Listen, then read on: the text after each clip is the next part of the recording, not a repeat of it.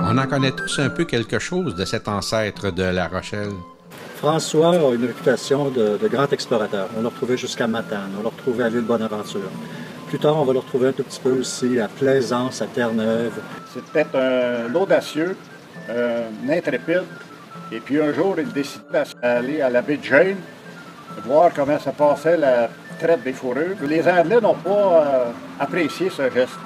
Ils l'ont déporté sur une île déserte où il y avait des loups qui pouvaient les menacer. Mais vite, François Fréchette était un bâtisseur de navires. Il s'est construit une barque pour revenir au Québec le plus tôt possible. Il avait exploré plusieurs endroits.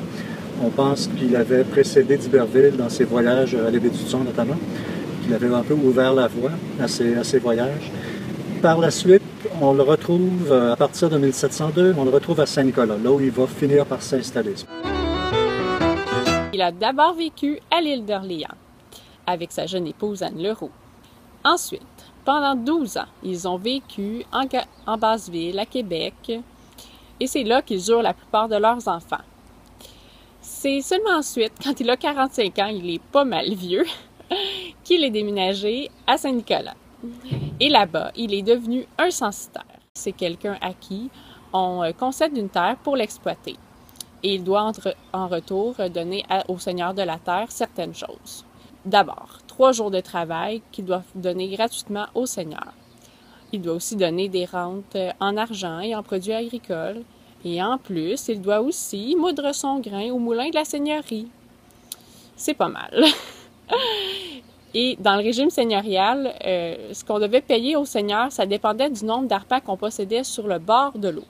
Alors lui, François avait quand même une assez grande terre. Il possédait 5 arpents sur le bord de l'eau par 40 de profondeur, ce qui équivaut à peu près à 1000 pieds, ou bien on pourrait dire 300 mètres, par 2,5 km de longueur.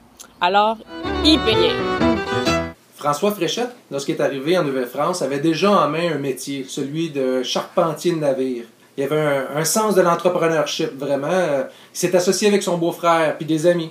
Ils ont développé la pêche, pas juste autour de l'île d'Orléans. Il prenait le fleuve, là, puis il se rendait jusqu'en mer.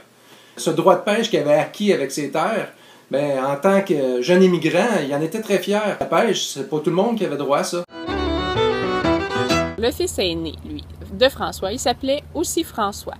Et ce fils-là, il a décidé de l'envoyer chez les prêtres de Cap-Tourmente de 14 ans à 20 ans pour qu'il ait une bonne formation quand même. Et là, ça lui a permis de devenir un capitaine de milice. Ce n'était pas rien à ce moment-là. Il avait la charge de protéger le village là, contre les Iroquois. C'était un peu un type de police, on pourrait dire. Et il servait aussi d'intermédiaire là, entre les habitants, comme lui, et le seigneur de la seigneurie. Cela lui donnait certains honneurs, comme le dimanche, par exemple. Il avait l'honneur d'être assis juste derrière le seigneur de Lauzon à l'église. Et c'est ça, il portait l'épée comme les gentilshommes, il portait un haut col doré. En tout cas, c'était quelqu'un.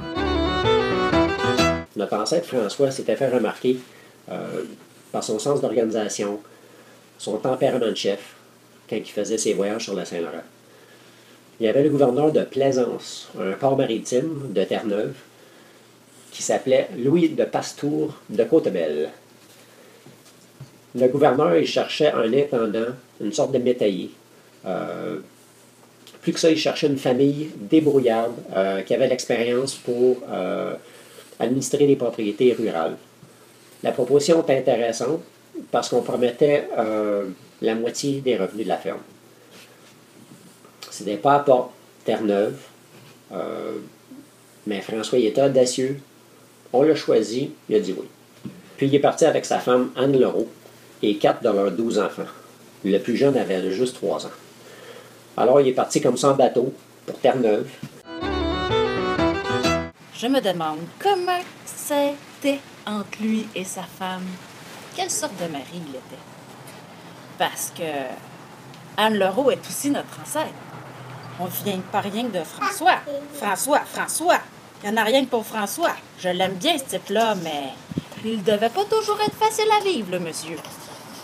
Il avait un caractère fort, un businessman.